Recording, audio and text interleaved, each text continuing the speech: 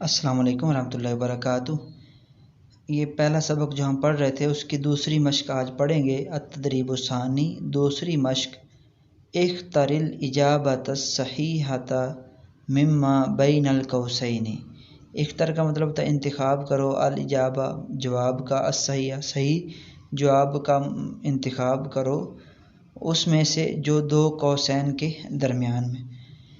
یہ مرادف الفاظ آپ کو بھی پتہ ہوگا، کچھ اپوزٹ الفاظ ہوتے ہیں، کچھ جن کو متضاد کہتے ہیں اور کچھ مرادف الفاظ کہلاتے ہیں، یعنی کہ لفظ علیحدہ علیحدہ ہوتے ہیں اور معانی ایک جیسے ہوتے ہیں۔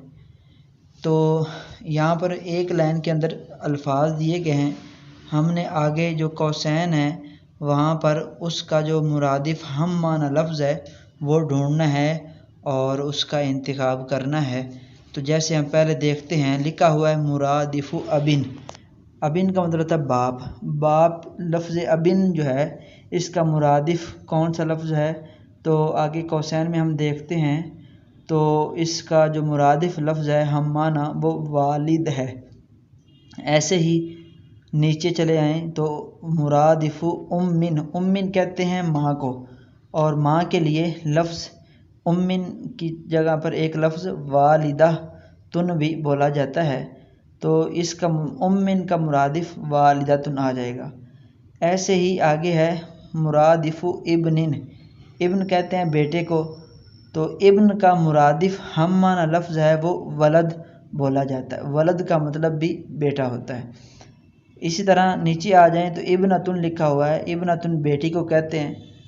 اب بیٹی کے لیے جو ہم معنی لفظ ہے آگے جو ہم تلاش کرتے ہیں تو یہ جو لکھا ہوا ہے الانثی من الاولاد، یعنی کہ مؤنث اولاد، تو بیٹی اولاد ہوتی ہے اور وہ ہوتی بھی مؤنث ہے، اس لیے یہ اس کا مرادف بن جائے گا۔ نیچے آ جائیں، لکھا ہوا ہے اخن، اخن کہتے ہیں بھائی کو۔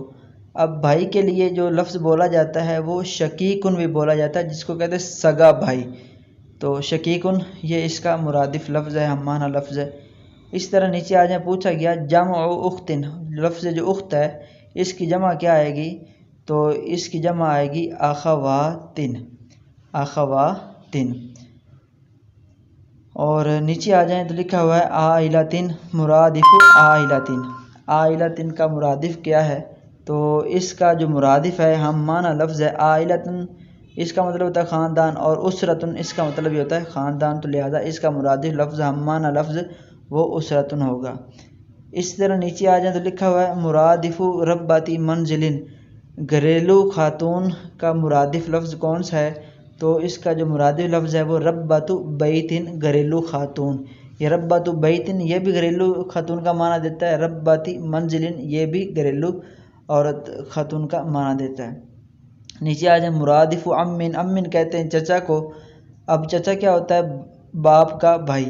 اب اس کا ہم نے آگے مرادف لفظ ڈھونڈا تو ہمیں پتہ چلا اخل ابی، باپ کا بھائی، باپ کا بھائی بھی چچا ہوتا ہے اور امن بھی چچا ہوتا ہے۔ یہ الفاظ علیحدہ علیحدہ ہیں اور معنی دونوں کا ایک ہی ہے۔ آگے ہے جمع سنتن، سنتن سال کو کہتے ہیں، تو اس کی جمع دو طرح سے آتی ہے، سنواتن اور سنون۔ اسی طرح نیچے آ جائیں خالتن، لکھا ہوا ہے خالتن کا مرادف ہم معنی لفظ ہم نے ڈھونڈنا ہے، تو خالہ آپ کو پتہ ہے یہ ماں کی جو بہن ہوتی ہے وہ خالہ کہلاتی ہے۔ تو آگے دیکھتے ہیں اخت الامی، یعنی ماں کی بہن، اور شقیقۃ الوالدتی، والدہ کی سگی بہن، تو والدہ کی سگی بہن بھی وہ خالہ ہی ہوتی ہے اور ماں کی بہن یہ بھی خالہ ہی ہوتی ہے، لہذا خالہ کے لیے یہ دو لفظ اس کے ہم معنی الفاظ بنیں گے۔